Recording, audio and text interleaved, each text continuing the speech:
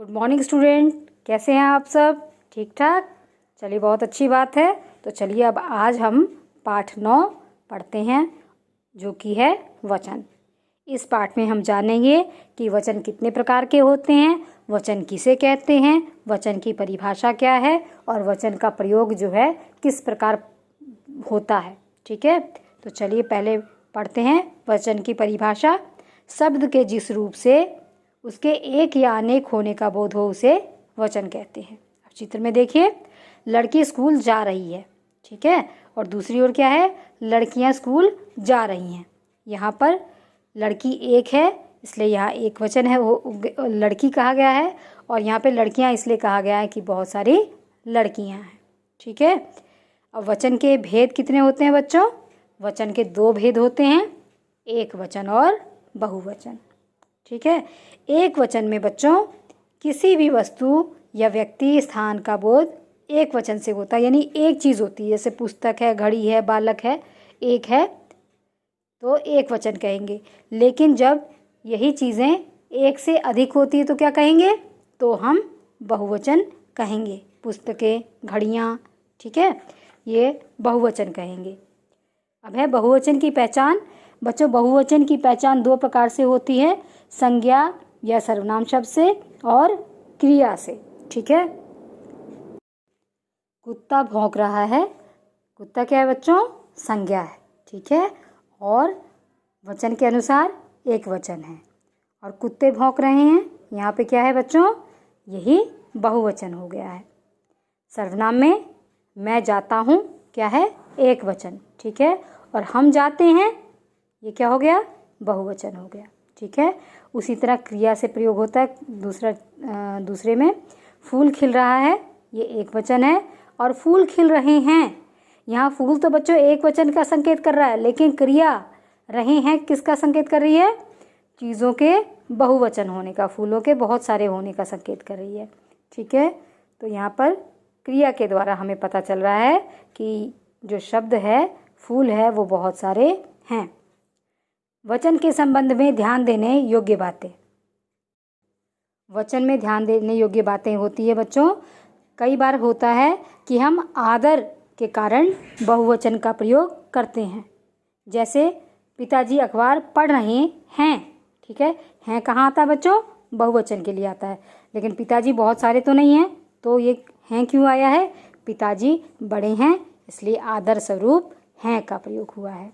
उसी प्रकार कहीं पर संज्ञा शब्द ऐसे भी होते हैं जो समुदाय का, पूरे समुदाय ग्रुप को बताते हैं, जैसे भीड़ बढ़ती चली गई। ठीक है, इसमें भीड़ क्या है? भीड़ बहुत सारे लोगों से बनती है ना, तो यहाँ पे भीड़ जो है वो बहुवचन है। उसी तरह कुछ शब्द सदैव बहुवचन के लिए प्रयोग किए जाते हैं, जैसे आंसू या हस्ताक्षर। ठीक है, और कुछ लोग जो है, मैंने अभी आपको ऊपर भी बताया था, मैं से हम, तो कहीं पर ऐसा भी होता है कि मैं के स्थान पर लोग अपने लिए हम का प्रयोग करते हैं। इसका कारण ये होता है बच्चों, किन्हीं राज्यों में भाषाओं में मैं नहीं होता है। ठीक है, वहाँ पर हम का प्रयोग होता है, और जब वो वहाँ के लोग जो है अनुवाद करते हैं हिंदी में, तो वो मैं की जगह हम का प्रयोग कर लेते हैं। ठीक है, तो अब आगे देखिए वचन परिवर्तन के नियम, कैसे वचन परिवर्तन होता है। आँख, आँख से आँखें, ऐ, ठीक है, ऐ लगकर क्या हो जाता है? बहुवचन हो जाता है। और कहीं पर एक वचन में आ की मात्रा होती है और बहुवचन बनाने के लिए ऐ का प्रयोग होता है।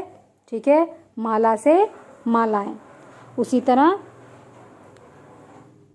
कहीं पर आ को ए में बदल दिया जाता है, जैसे कुत्ता से कुत्ते। उसी तरह कहीं पर ई को या में बदल जाता है, जैसे विधियाँ। ठीक है, तो कहीं पर क्या होता है? बड़ी ई को इयाँ बना दिया जाता है, जैसे नदी, एक नदी, और नदियाँ, बहुत सारी नदियाँ। ठीक है, उसी तरह कहीं पर या को यहाँ कर दिया जाता है और बहुवचन बना दिया जाता है, जैसे चिड़िया से चिड़ियाँ। तो कहीं पर ऊ, छोटा ऊ और बड़ा ऊ को ए लगाकर क्या करते हैं, बहुवचन बना देते हैं। जैसे धेनु, धेनुएं, ठीक है। और कहीं पर क्या होता है, प्रसर्ग का प्रयोग करके जो है बहुवचन बनाया जाता है। जैसे नौकर, नौकरों ने, ठीक है। बहन, बहनों ने।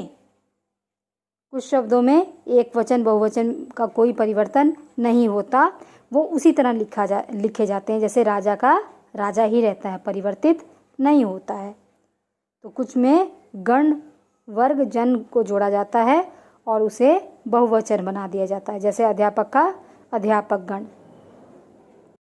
बच्चों, जैसे हमने लिंग के अंतर्गत पढ़ा था कि कुछ शब्द नित्य स्त्रीलिंग होते हैं और कुछ नित्य पुल्लिंग होते हैं, इसी तरह वचन में भी कुछ शब्द नित्य एकवचन होते हैं और नित्य बहुवचन होते हैं। नित्य एकवचन पृथ्वी, आकाश, जनता, ये शब्द जो है नित्य एकवचन होते हैं, जबकि लोग, समाचार, हस्ताक्षर, ये शब्द जो है नित्य पुल्लिंग होते हैं। तो उम्मीद करती हूँ आपको ये पाठ समझ में आ गया होगा। Okay, thank you.